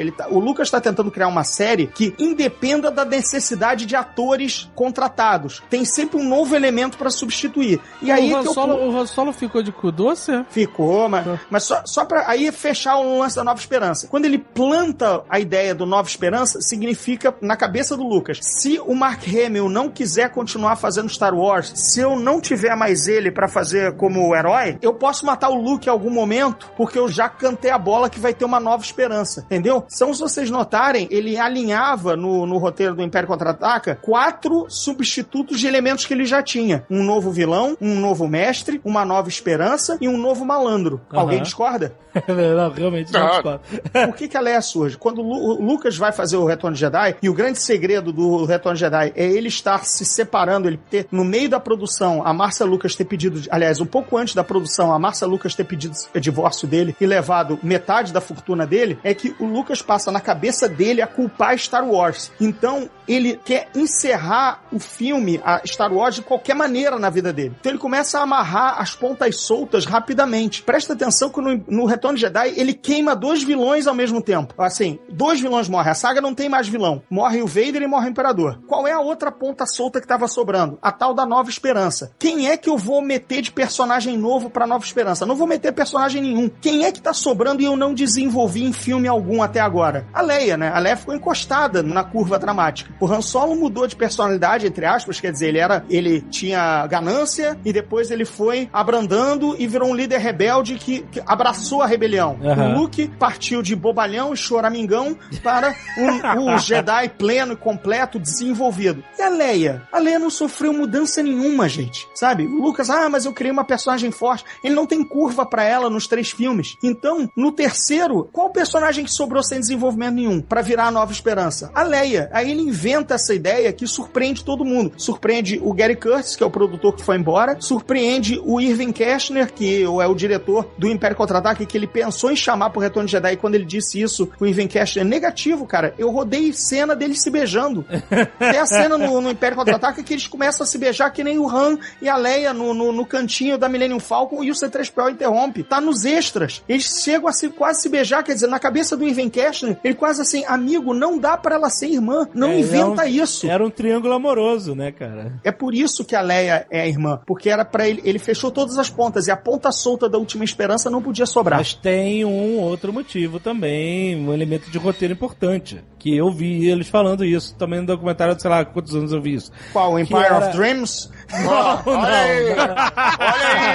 Não, era outro. Alô, Joel Santana! Algum do extra do VHS que eu vi, sabe o que é assim? O fato é o seguinte, eles precisavam de um motivo pro Luke atacar o Vader com todo o ódio dele. E eles não tinham esse motivo. O que faria o Luke, que é o herói, ter tanta raiva do cara? Porque ali, quando ele se entrega ao Vader, o Imperador, ele se entrega com a esperança de trazer o pai de volta. No Império Contra-Ataca, é o Vader que tá tentando trazer o Luke pro lado negro, e no Retorno de Jedi é o Luke que tá tentando trazer o Vader pro lado da luz. Então, você tem uma inversão disso. Por que o cara ia cair na armadilha do Imperador e atacar ele com tanta raiva? O que ele quereria defender? Porque existia até uma cena que eles cortaram fora do Imperador falando que, olha só, seus rebeldes vão falhar com certeza, eu vou matar seus amigos, eu vou te provar. Se os seus amigos, tem essa cena extra, se os seus amigos conseguirem destruir o escudo da Estrela da Morte, eu vou mandar a Estrela da Morte atirar na lua de Endor e vai matar todos os seus amigos de qualquer jeito. Isso é uma cena que foi cortada do filme, entendeu? Porque queria mostrar que o cara não tinha como ganhar, não tinha como vencer, pra ele ficar com essa raiva, com esse ódio. Mas aí eles pensaram, não, cara, ele só poderia atacar o cara pra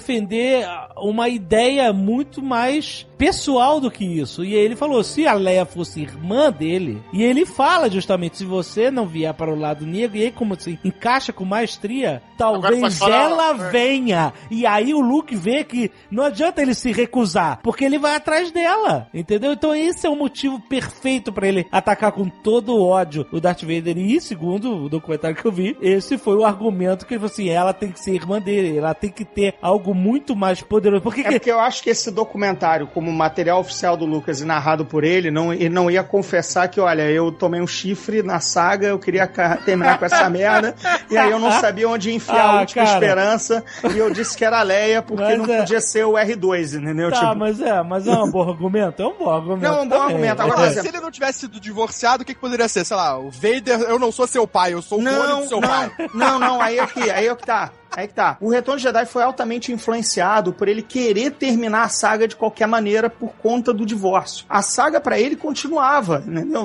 Quando a saga atrapalhou a vida dele, né, e ele teve que ceder metade da fortuna dele por causa da esposa, que o casamento faliu, ele viu, cara, eu tô me dedicando demais a isso, entendeu? Isso estragou a minha vida. Aqui mimimi também, hein, seu Lucas? Pois é, Parece blogueiro Parece que blogueiro, ninguém assiste meus vídeos, toma no cu, pô. Mas vem cá, mas o Lucas é o rei do mimimi. Essa semana ele falou que tava chateadinho com a Disney, porque a Disney não tava ouvindo as coisas que tava falando. Ele é mimizeiro, hein? Você sabe que a Disney dispensou sumariamente o tratamento pro episódio 7 que ele tinha escrito com o Michael Arndt, né? Mas se fosse a Disney, eu cagava em cima. Cagava, botava num saco e tacava fogo pra ele pisar. Botava na porta da casa dele, cara. Você vendeu, vai embora, esquece. Tá chateado porque a Disney vai fazer dinheiro e ressuscitar a franquia? Toma no cu. Parece o cara que fica reclamando que tu vendeu o carro e ele tá estacionando numa vaga que tu não gosta, ao sol. Exato, o carro já é meu, cara. Porra, tá parando embaixo da árvore cheia de pombo. Toma no cu, o carro. Exatamente. Não. E o cara vendeu o carro por quê? 4 bilhões, foi isso? Vendeu bem pra caralho. Vendeu bem pra caralho. Porra, caralho. E tem ações da Disney. Tem ações, não tem? Ele vendeu, vamos lá. No bolso dele entraram 2 bilhões de dólares, mais 40 milhões em ações. Esses 40 milhões em ações viraram 840 milhões só no dia que o JJ foi anunciado como diretor. Só pelo anúncio do diretor, amigo. Agora, e quando saiu o primeiro teaser, as ações da Disney tiveram uma valorização de 14%. Tudo isso é limpo, dinheirinho novo, entendeu? No bolso do Lucas. Vai te catar, né, cara? Exato, os caras estão fazendo dinheiro com essa merda. Cala a boca, vai fazer uma plástica nesse papo. Eu queria muito ver esposa, no Bócio. Eu queria muito ver o Retorno de Jedi como ele foi pensado, que era ao final da derrota do Império, ou pelo menos de mais uma Estrela da Morte e de algum dos vilões, que ia sobrar outro para um próximo filme, o Luke pegava o X-Wing e voava em direção a uma estrela como o cowboy que cavalga em direção ao pôr do sol, sabe? Era essa a ideia original. O Luke percebia que ele não tinha a Leia, ia ficar com o Han, via-se o final do Triângulo Amoroso, o Luke ia ver, eu não posso namorar, eu não posso ser alguém, que a minha vida vai ser sempre a do cavaleiro, o último cavaleiro Jedi, o último cowboy, o último samurai, entendeu? Quem sabe eles não podem aproveitar isso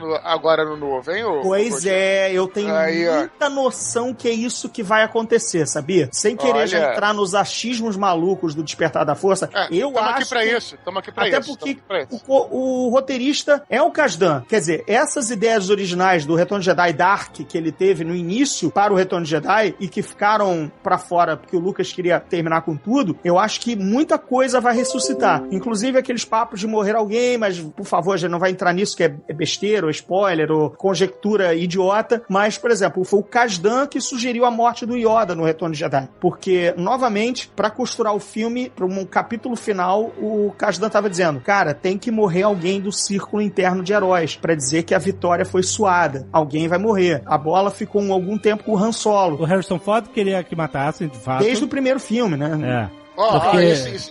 Isso é ruim, hein? Olha, tem um morto ali no trem. Pois é. Mas agora se ele voltou, ele não quer que morra mais. Agora não. Talvez morra porque o Harrison Ford tá mais pra lá que pra cá. Aí, olha só. Se ele aceitou fazer o filme de novo, ele poderia ter recusado fazer o filme. O Kasdan ficou batendo na tecla. Tem que morrer alguém, Jorge. O Jorge tem que matar alguém pra dar aquele clima. Eles não iam... Jorge. Eles não não iam matar o Lando e destruir a Millennium Falcon? Não, aí ficou o Lando. Aí depois ficou a bola da vez o Lando. Caraca, assim, matar o Lando ia ser muito caído. Porque você introduz o personagem pra matar, é muito escroto, cara. Não, mas então, mas essa que era a ideia. Millennium Falcon... Vamos matar o negro, o único da saga. A gente já foi um custo colocar o regime de cotas, nego reclamando, agora a gente vai matar o cara. Não, mas não pode ser. A ideia original não era que a Millennium Falcon ia se sacrificar pra destruir a Estrela da Morte? A ideia original da troca de ideias do Kasdan de quem ia morrer. Aí finalmente ficou patente que tinha que ser o Yoda, porque não era do círculo central de heróis, mas era uma perda que o Luke sentiria. Sim. E ao mesmo tempo ele perderia mais um mentor. E essa cena do Yoda, vocês sabem por que existe a cena do Yoda? Não só pra ele morrer, é por causa da confirmação do Vader, porque a gente não era, quer dizer, a gente era fã desde moleque, mas a gente não tinha essa troca de informações, porque a gente era muito moleque no Brasil, né? E muito longe da matriz dos Estados Unidos. Mas de 80 pra 83, não tinha internet, não tinha nada, mas de 80 pra 83, a fanzada, a nerdizada local, não acreditava que o Vader fosse pai mesmo do Luke. Parecia mentira do vilão, sabe? Aliás, se você assistir a cena, parece realmente aquela mentira final do vilão pra convencer o cara a se juntar a ele. O Luke, I Am Your Father, não dá pra acreditar de primeira, né? Francamente, não parece... Agora, é que a gente já sabe que é. Mas se você pensar friamente, parece que é a última cartada do vilão pra seduzir o cara pra campanha dele. Né? Mas olha só, ele tem um artifício ali que ele fala assim, procure seus sentimentos e você vai saber que é verdade. Como... depois o próprio Luke engole a parada, né? Não, mas olha só, não é isso. Pra ele engolir tem que ser... Mas a cena do Yoda é feita para sanar dúvidas com a plateia, que não tinha ainda fechado essa conta, entendeu? Sim, então a Yoda confirma, né? Aí o Yoda confirma. Essa cena só existe no Retorno de Jedi, tanto é que no trailer original do Retorno de Jedi, se vocês assistiram de 83, And Truth Finally Revealed. Aí corta no Is that Vader my father? E aí corta o trailer, entendeu? Quer dizer, o trailer te leva a... finalmente vai ter a resposta. Vou saber se é mesmo ou não, entendeu? Cara, isso é muito maneiro. Eu nunca tinha sacado, eu nunca tinha caído a ficha que o público podia não ter acreditado, pensando que era, cara, isso é truque do vilão da novela, o Dick Vigarista, sabe? Tipo, sabe? No próximo capítulo, caralho, será que foi mesmo ou não? Enfim, é que a gente já compra isso. Né? Também, né? Exatamente, ele pergunta pro Yoda. Ben, why didn't you tell me? Pô, como é que o Ben não me disse, entendeu? Cara, ele vai tirar dúvida com duas pessoas. O Ben é a puta que pariu. É um zoador. Eles tinham que fazer o filme do Obi-Wan mesmo, cara. Tinha que fazer. Obi-Wan Caô. Puta que pariu, cara. No boteco, contando história. Cara, você falou uma muito boa. O Luke tira dúvida duas vezes. O Yoda morre e ainda quando aparece o Obi-Wan fantasminha camarada, ele pergunta de novo, tipo... Pô, bicho, é sério mesmo? Sério que é essa merda? Tu não me contou? Aí ele tira a dúvida, mas você sabe, né? Não só não me contou, como você me mandou lá pra matar ele. Porra! E você sabe, né? Essa cena é genial no Retorno de Jedi por causa do primeiro fantasma cansado da história do cinema, né? Que o Obi-Wan chega, afasta um galho pra passar, como é que é? Afasta um galho pra passar e depois ele senta no toquinho, né?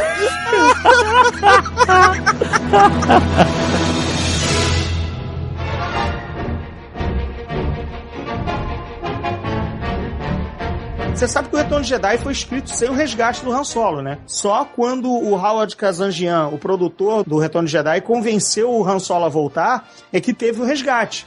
Senão, começava de outra forma. O roteiro original do Retorno de Jedi previa o bloco Resgate do Han Solo ou sem Resgate do Han Solo. Portanto, são dois filmes diferentes, né? Tem um filme que é o Resgate do Han Solo. Sim, isso. Outro filme começa totalmente diferente, que é sem ligação nenhuma com a primeira parte, que é o Ataque à Estrela da Morte. Porque é uma ponta solta, né? É a ponta solta pra resolver. O curioso é que, pelo menos eu defendo, os melhores 40 minutos da saga, a saga, por favor, só os 3 filmes, né? Os 40 minutos é o Resgate do Han Solo, porque é a primeira vez que os heróis todos agem em conjunto, sabe? Com Luke como Jedi pleno, vencendo um plano, sabe? Um plano de resgate, tipo o resgate do Robin Hood, sabe? Aquela clássica. Robin Hood tá pra ser enforcado, vem a flecha de alguém, pega exatamente na corda. O clássico resgate de uns heróis pelo resto do bando, né?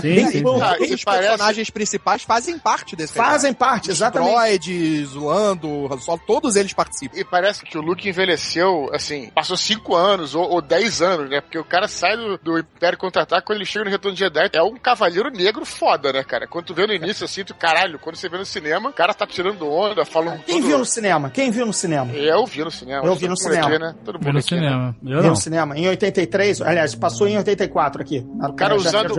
Eu era muito pequeno. Usando todos os poderes do Obi-Wan, né? Porra, amigo, muito foda, né? Quando o Luke aparece, eu lembro da primeira sessão, eu fui pra ponta da cadeira. Eu disse assim, não disse caralho que era criança educada naquela época, assim, eu disse um caraca, alguma coisa assim. Caramba, o Luke virou homem, o Luke tá...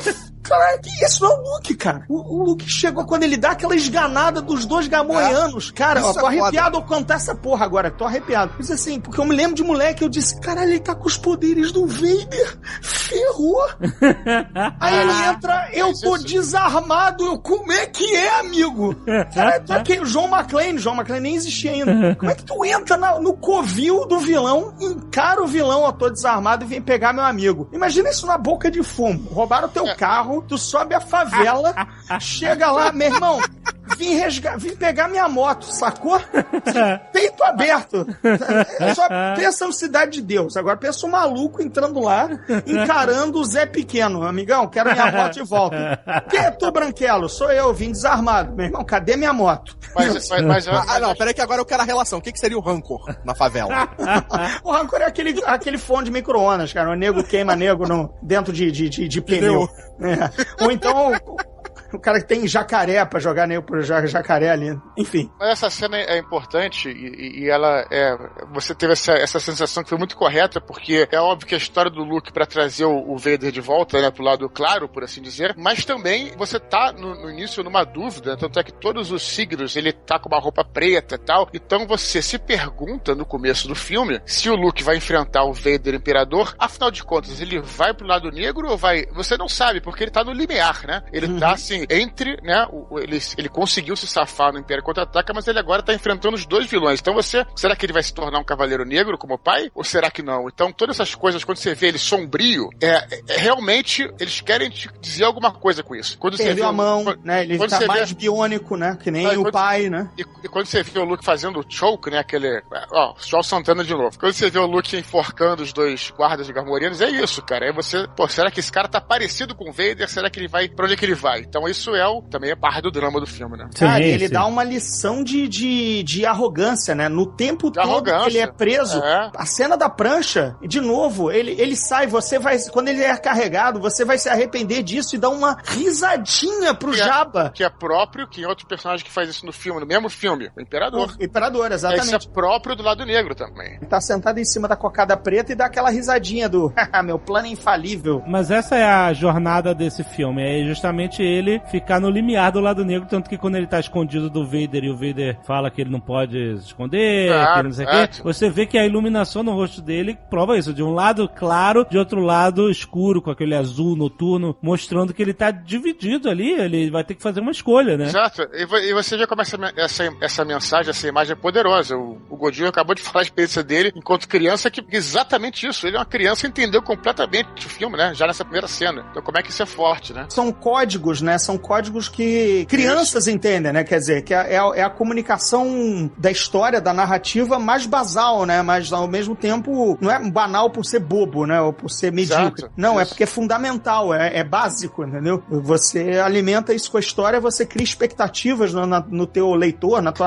público, né? Teu telespectador, e é fortíssimo, né? Até o fim do filme você não sabe o que o Luke vai fazer em nome dos amigos. Ele se entrega. Lembra quando ele... Assim, é que Endor tem o problema dos Ewoks, mas Endor, a partir do momento da entrega do Luke, ele vai pra morrer, gente. Ele sabe do ataque à Estrela da Morte. Ele quer morrer lá dentro. Ele vai pro sacrifício final. Ele diz, eu vou pra um lugar que meus amigos vão explodir. Sabe? Imagina. Não, eu vou pro World Trade Center agora, porque meus amigos terroristas vão explodir, eu vou lá pra dentro também. Você vai junto, amigo. Mas ele queria salvar o espírito do pai, né? Trazer ele de volta. Olha, cara, eu não sei o que ele queria muito ali não, sabe? Porque, é sério, né? É bacana pensar essa motivação do Luke. Mas ele fala! Com todas as letras. Vem comigo. Não, quando ele decide ir. Tanto é que a Leia diz, é loucura, você vai morrer. Eu disse, eu tenho que tentar. Mas também, se eu não conseguir, é a última coisa que eu vou fazer na vida, porque eu vou morrer. É isso. Entendeu? Mas quando ele tá ainda em Endor, ele fala com o pai, vem comigo. E o Vader dá a tremida, né?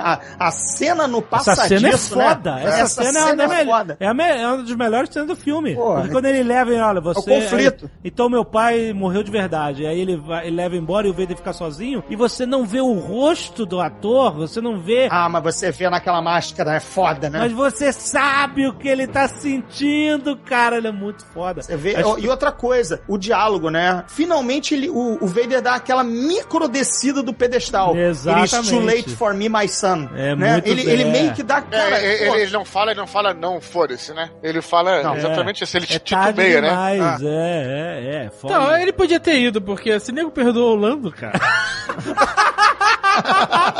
Mas cadê a lata do Vader? O Vader não tem o sorrisão e o bigode, cara. O Vader só tem a capa, mas não tem o sorrisão e o bigode. I have you now. Use the Force, Luke.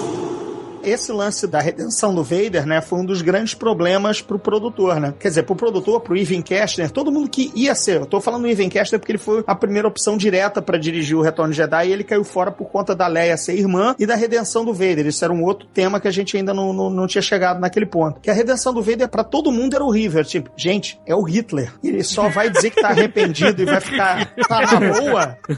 É isso aí? É sério? Foda, né? É foda. Não, porque ele fala, né? Me arrependi e automaticamente o espírito dele tá tranquilo na festa. Mas o que acontece quando o Lucas tem que convencer o produtor? O Howard Kazanjian, o produtor do Retorno de Jedi, é daqueles cristãos que vão à missa, sabe? Domingo, leva a família e cacete a quatro. Aí o Lucas chegou assim, o Howard Kazanjian é impossível, é outro que dizia, esse é o vilão, ele não pode ser assim. Aí ele chegou assim, ué, mas peraí, não é a sua religião que diz que se você renunciar aos seus pecados, você alça trilha o caminho dos céus? É isso na aí. Hora? É só se arrepender na hora da morte? É isso aí aí. o Kazanjian dá uma recuada. Uhum. Então, amigo, então o Vader pode. Ele é só renunciar e abraçar Jesus. Tipo, é a mesma coisa, sabe? É o que ele só faz. Abraçar a força, né? É a mesma coisa, ele faz isso. Ele renuncia os pecados, eu fui mal, eu me arrependo, desculpe, e aí ele abraça. É mesmo, é o princípio cristão, cara. Desculpa aí, perdão pelo vacilo.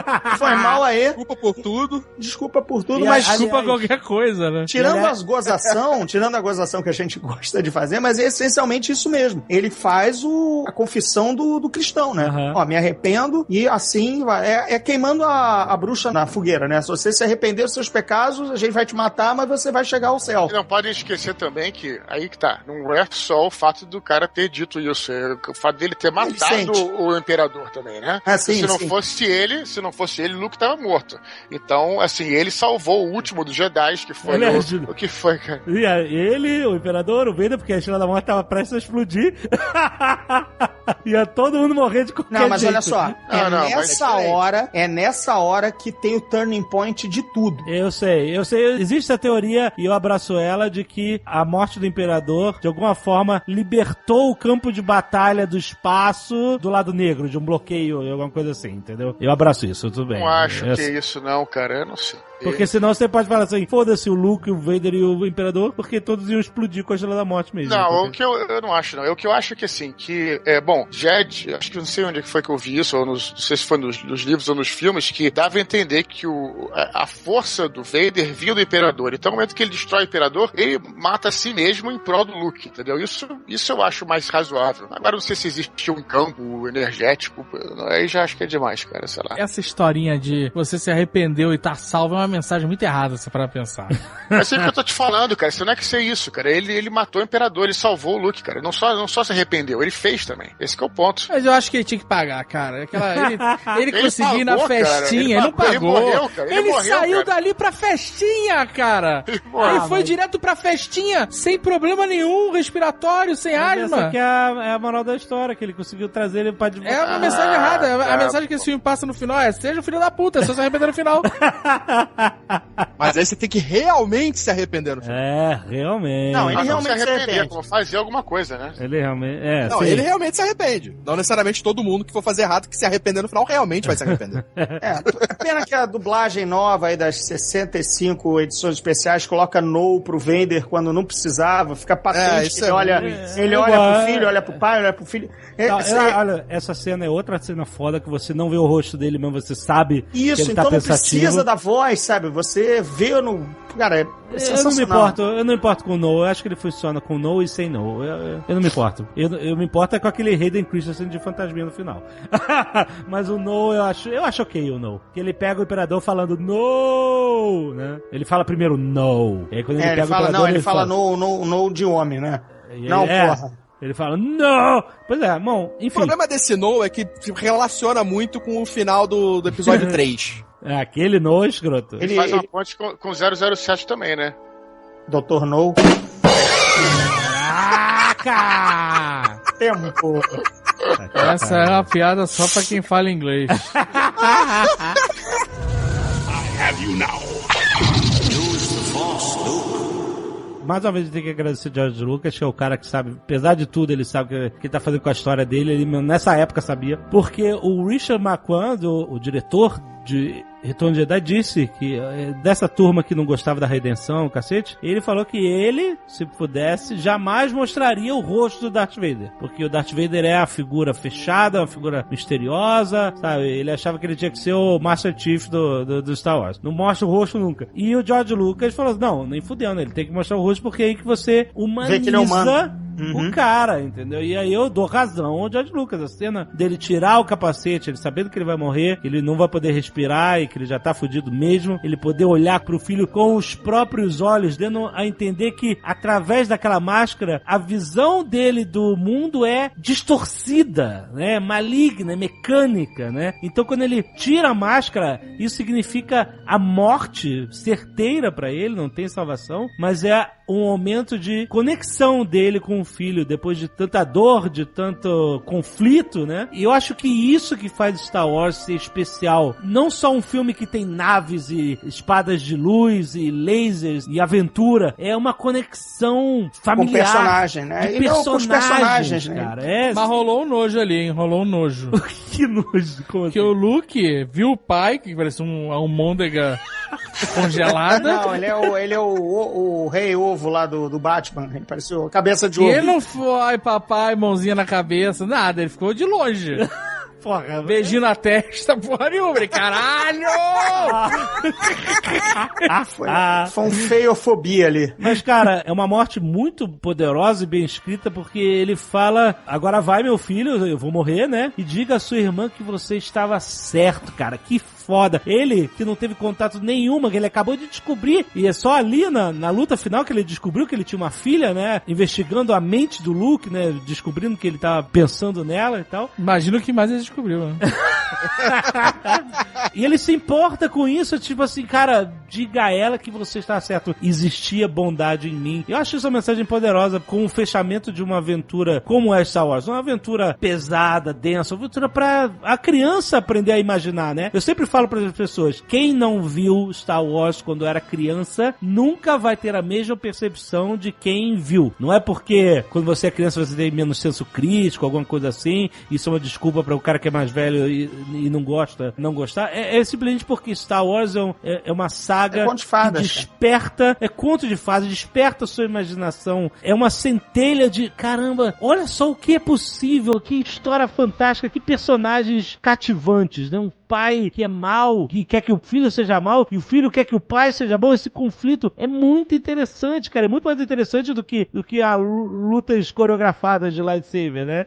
Você não precisa... E uma coisa que você falou, quando você puxou o diálogo da irmã, que ele descobre naquele momento, esse diálogo tem uma potência, um detalhe a mais, que é quando ele volta pra picuinha com Obi-Wan, sabe? Ele fala da irmã e naquele embasado, então Obi-Wan falhou mais uma vez, sabe?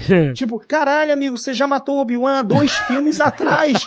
Supera essa merda. Mas não, naquele momento ele agora, sabe, desgraçado, mais um plano seu que eu desmancho, mesmo você já tendo morrido, sabe? Cara, é muita picuinha, sabe? Tipo, calma, Vader, relaxa, segura, volta o jogo, volta a fita.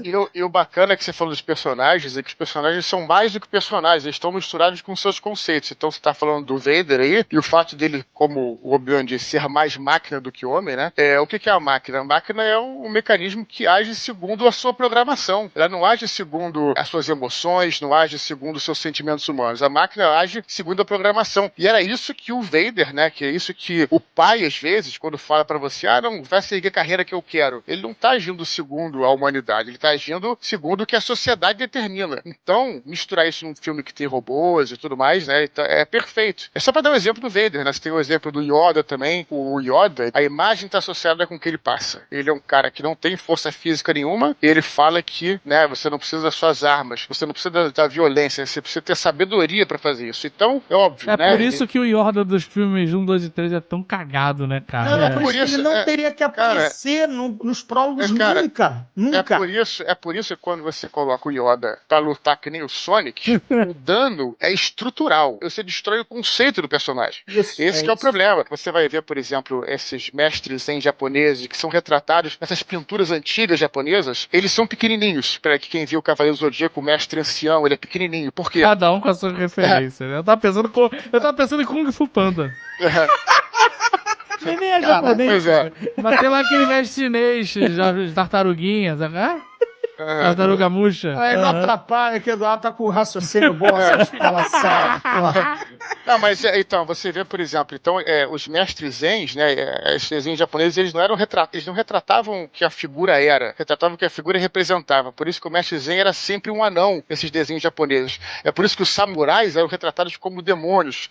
O samurai não é um demônio, mas assim, a presença do samurai é poderosa, é perigosa. A máscara era com desenho demoníaco no rosto, né? Sim.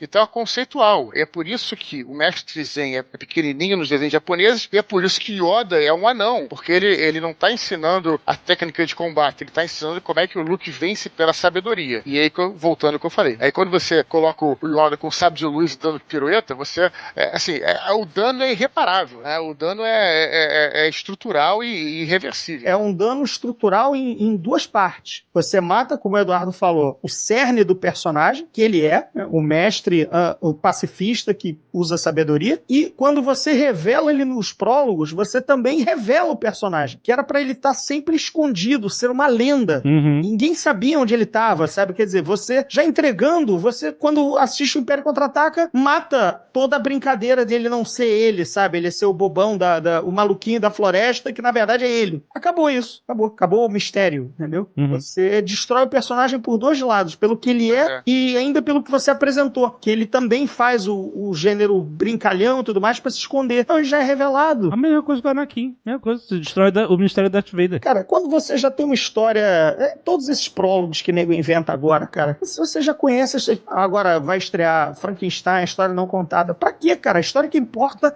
é ele transformar a criatura. Não é como ele estudou, o que ele estudou, o que ele pensava, entendeu? Será que eles podiam fazer um filme com a história de todos os pedaços de corpo do Frankenstein? Isso. Cada pessoa. A mão, a cabeça, a perna, a história de cada um. O que aconteceu pra esses caras junta, morrerem, sabe? né? Tipo amnésia, conta em números diferentes. Muito bom.